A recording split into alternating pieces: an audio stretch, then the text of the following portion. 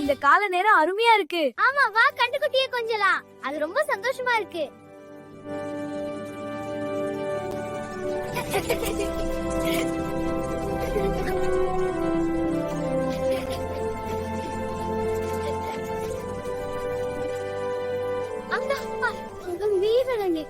அதன் காலில் ஒரு முள் இருக்கிறது.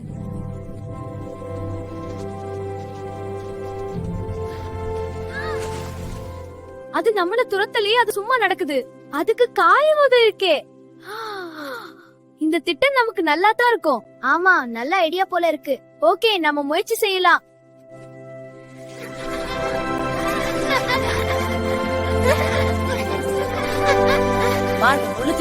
நான் பிடிக்கிறேன், நீ எடு. மெதுவா இழுக்கிறேன். அவனா கஷ்டப்படுத்துறேன்.